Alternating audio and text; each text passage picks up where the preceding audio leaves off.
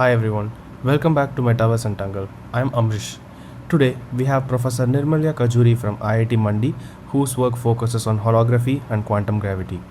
In this episode, we talk about the current state of theoretical physics, whether the field is getting saturated, the role of AI in research, and also discuss the culture within academia. I really enjoyed this conversation and I hope you do too. If you like the episode, please like, share, and subscribe. And if you do have any suggestions for improvements, or if you have something to share, please comment or reach us to metaversentangle@gmail.com. Thank you. Hello, sir. Welcome to the podcast. My pleasure having you here. Hello, Ambrish. Yeah, happy to be here. Yes, sir. So, before we get started, could you please take a couple of minutes and telling us about what you work on currently? Yeah. So what I work on currently is something called holography, which is the idea that suppose you have this universe, and all the information about the universe is kind of encoded in the boundary of the universe. So you have two different theories: one living in the space around us, and something that lives in the boundary, some kind of boundary of space. And there's a one-to-one correspondence between these two theories. And this is kind of something that is realized exactly in a model called ADA-CFT correspondence, which is about not our universe, but about a hypothetical universe, which is box-like. And one of the things that we are trying to figure out is that whether it applies to our universe also or not. Right. So that holography is basically my one of the central areas of my research. Right, sir. So moving on, like you have written something in your LinkedIn profile that you're writing a new book based on the black hole information paradox. So may we know what that book is going to be deeply Yes. about, and how is it going to be different from other books in the same topic? Right. So let me tell you first about this black hole information loss paradox a little bit to set the stage. So one of the rules of so in quantum mechanics, what we have is suppose everything it describes quantum mechanics, it describes everything. And according to quantum mechanics, everything like electron, proton, us, everything has some quantum information attached to it. So some kind of information that every system, there's some information about every system, which is called quantum information. And one of the central rules of quantum theory is that this information can neither be created nor destroyed. It's one of the things that's always there. But in 1976, Stephen Hawking showed that if there's a black hole, now what happens is that these black holes, if something falls in the black hole, right? So that thing is trapped there. So all the information is trapped inside the black hole. But what Hawking showed, which is fine, which is not forbidden by quantum mechanics, it's not getting destroyed. Information is just hidden inside a black hole, cannot be accessed from outside. What Hawking showed is that these black holes can evaporate, which is that they kind of radiate out energy. And as they lose energy, they shrink and eventually they can vanish. So once they vanish, all the information inside will be gone. And the radiation that so the one possibility is that the radiation it emits has that information. Somehow the information comes out in the form of the radiation. So think of some, coal that is being burned. So all the information in that case, in that scenario, all the information within the coal will come out with the radiation, with the heat that comes out. But for a black, Hawking showed that the information is always, the radiation is always thermal, which means that it does not carry any information. Okay. It's pure noise. So whatever comes out is pure noise. So that's why we have a paradox, which says that although, quantum mechanics says that information cannot be destroyed, but Hawking's calculation shows that maybe black holes, when they evaporate, destroy information. And now this has been a paradox for 50 years, over 50 years. But only recently, in 2019, there was some progress coming from holography, which I was just telling you about, where people have been able to show, at least in some toy models, that information does come out. There is a concrete calculation that people can do, which shows that information comes out before the black hole evaporates. and we have now a clearer picture of where things kind of went wrong in Hawking's calculations, but it's still not fully clear. The story is not fully Hmm. clear how the information comes out. So so that's what my book is going to about. It will focus on the new developments post 2019, which has not been written about in any other book. So this is what you asked, what is new. So this is the new developments are new. The only other book that I know of on the topic is by Leonard Susskind, who is also someone who has worked on black hole information loss for large parts of his career and made huge contributions to it. And his book was called something like Black Hole Wars, My Battle with Stephen Hawking to Save Quantum Mechanics, something like that. But that book was from before 2012, where it's pretty early, and since then a lot of things have happened. The preferred solution at that point, which was given by Suskind, was kind of found to have holes in it in 2012 by something called another paradox, related paradox called firewall paradox. But all of that kind of is, we have made a lot of progress on those after 2019. So this is all the story is new. So that's what's kind of new about my book. Amazing, sir. So, what is the state of quantum gravity research currently, and is artificial intelligence and machine learning accelerating the research on quantum gravity?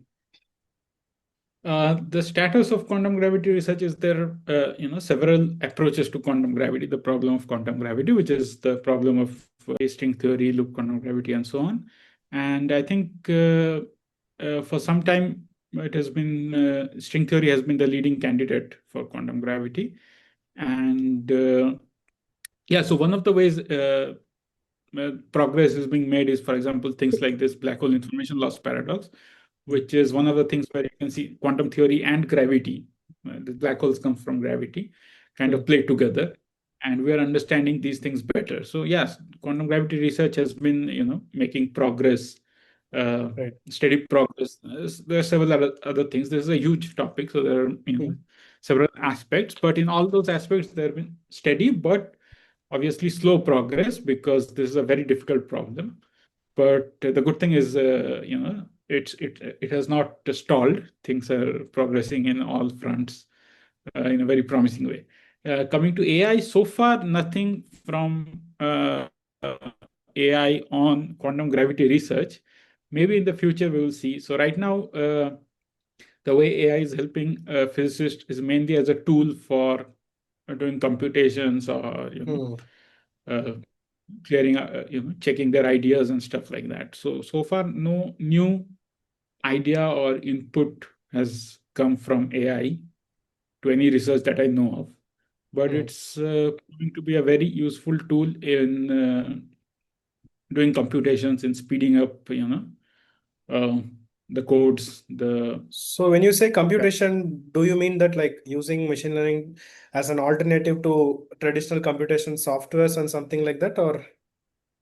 Yeah, that too. And suppose you have to do like you have to do some calculation, or some calculation which involves writing a code. Sometimes there are big calculations which you do by hand. You have to write a code, so AI can help you write the code. And even something like doing an actual algebraic calculation, like solving a quadratic equation, and think of something that is like that but much more complex. And now that's something that AI can do. Recently, there was this paper like a couple of days ago, where the main contribution of AI was this was in a field called scattering amplitudes, where people study how particles scatter. And this is the problems there involve like really long expressions, like 5 pages long. One expression is 5 pages long, and you have to do all this calculation. Sometimes there are hidden patterns in those calculations. So after you do all the calculation, you find some simple result like 0 or something. But it is very difficult to see where those patterns are. But for humans, if it's a small calculation, as a human, we can see like some term, is repeated repeating 5 times or something like that, then okay, these terms will cancel or there's some pattern. So those Right. kinds of patterns, if there are very complex and in a very long expression, it's very difficult for humans to spot them. But AI can spot them, and AI can help with those kind of calculations. So yeah, even in those calculations, AI is proving to be quite helpful. So I kind of have a question like which results comes around a paradox. People often people redditors and other scientific critics basically comment that the progress of theoretical physics is getting stalled a lot, and the career prospects are relatively getting down because of AI doing a lot of work. But I personally also feel that on the same time they also write that because since AI is leading to a lot of new conclusions, that creates a new vacancy for a lot of manual physics researchers as well. So this kind of has a typical analogy to software engineering cases where we say AI is used to replace the developers, but on the other hand, it creates some caveats only where human developers can fix that. So is this really a paradox, or is this true? Well, so far, AI, at least in theoretical physics, I'm not seeing AI replace any jobs. So Hmm. that maybe in the future, but we will see what happens in the future. Right now, the as you say that as we can see, AI is becoming a useful tool, but it doesn't necessarily mean that it will replace people. It could well be that it acts like just any other tool. It's not like computers replace people. It just created a new set of jobs, which is handling computers and fixing Hmm. computers and such. So yeah, I think it's a bit early to tell what what kind of impact it will have job wise on theoretical physics. But I guess we will see. So I don't have a answer to that question right now. Right, sir. And I wanted to get your opinion on the state of quantum computing research. We see a lot of breakthroughs now and then by major companies like Google and Microsoft, but the noise actually fades out in a week or so. So, which kind of tells us the fact that the application is not very big. If the application is very big, it would have been spoken about for a very longer time. And I think this has been the case since the 2000s. Like we get a hardware breakthrough and we talk about that for a week or so, then it just fades out. So that indirectly means that there is no real application still. And some people say that it is going to be like this in the future and we are not going to have any application at all. So what are your opinion on that? Well, that's not a field that I'm very, follow closely, that I'm not an expert on. What you're saying is quite true, that there has been a lot of hype Hmm. related to quantum computing, that these companies who are building quantum computers will create some hype by saying quantum computer is ready or something like that, and then it turns out it's not actually a quantum computer at all. Hmm. Now, as now in principle, if we can build a quantum computer, it is obvious it is going to give us a lot of speed up over classical computers in principle. And also in principle, there is no really like hurdle to actually build quantum computers. The problem is the issue is that what makes quantum computers special is also very fragile. It's something that has to be protected from noise. So quantum computers work by something called superposition of quantum states, and those superpositions are very vulnerable to environmental noise. They can get destroyed easily. If they get destroyed easily, we will lose that whatever advantage quantum computers offer.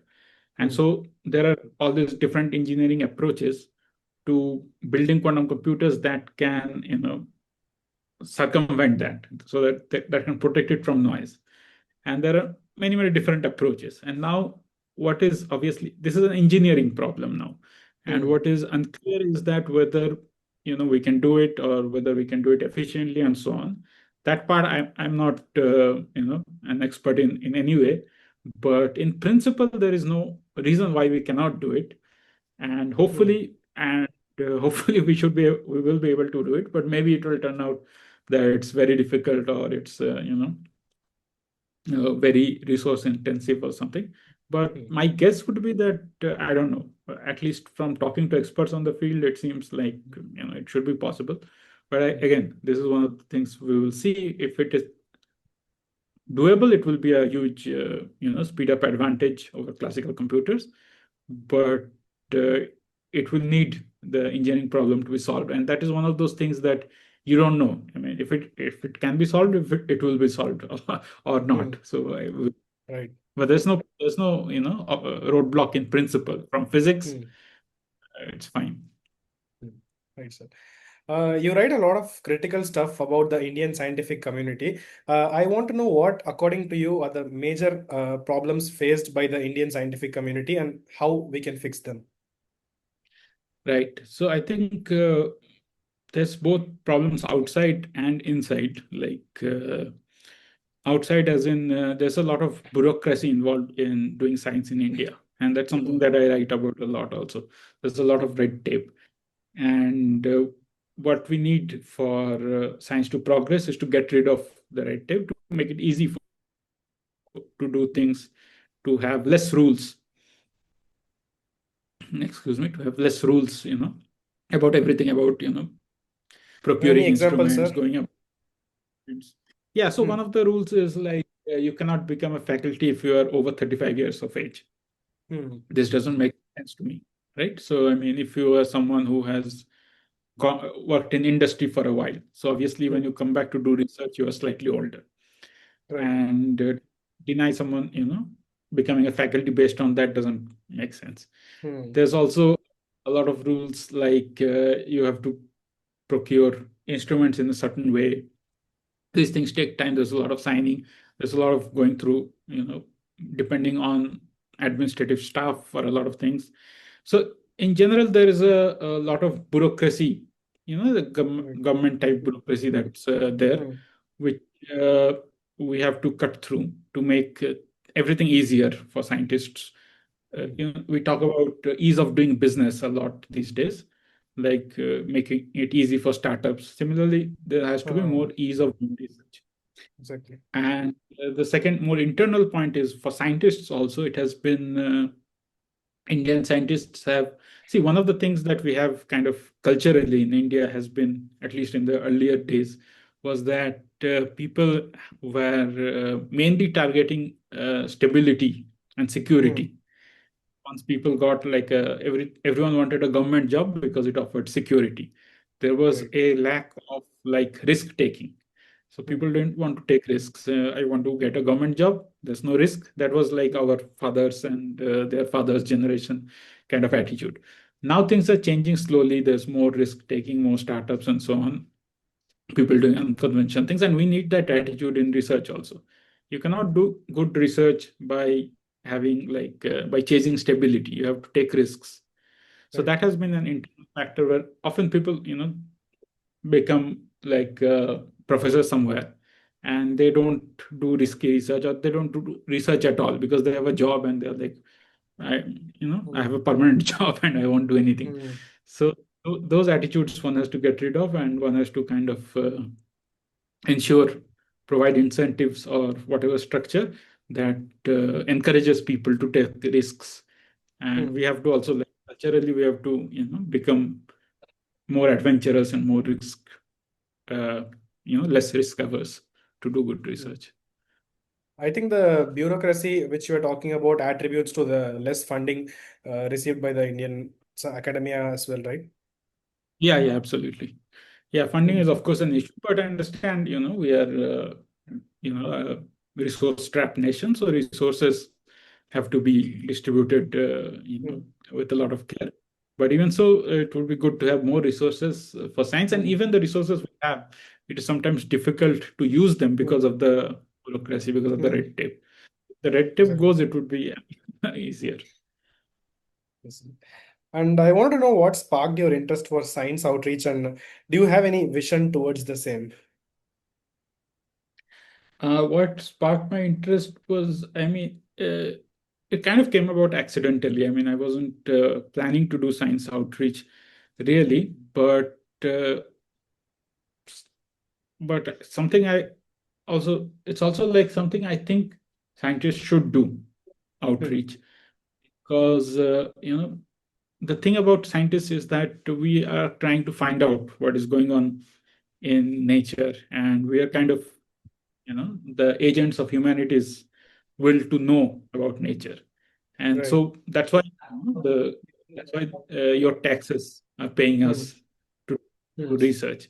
And so it's kind of part of our mandate to communicate what we learn to the wider population, to everyone. So we Hmm. learn these things about nature, and then who I mean, it is up to us to. I mean, it is our duty to tell everyone that this is what we have learned about nature. So I think outreach is very important. Now, it doesn't mean that everyone should do it. It means that the people who are good at it should do it. And Hmm. at some point, I think along the way, I discovered that I could write well about science, and I Hmm. figured, this is something then I should enjoy doing, and I Do you also have any feel thoughts very of writing some pop science books in the well. future? The book is a pop science book, so so that's a start. And The black the hole book of book. paradox will be a popular science book, Hmm. and so that's a Something that is start. a bit more less technical, like for example, this book called Astrophysics for People in a Hurry by Neil deGrasse Tyson. Some books that is Mhm. not too oriented towards an academic person, but rather anyone who is interested in physics might be a high schooler as well. Do you have any intent of writing something of that sort in the future? Yeah, so this the book I'm writing will be for general population. Won't be for Oh, physicists. oh, It will be acha. for I you. thought, all right, sir. I thought it Yeah. is going to be a very standard book that we are going to No, follow for the courses. no. It will be like something like at the level of brief history of time, or one of those Nice, popular sir. science. Amazing, amazing. Okay, sir.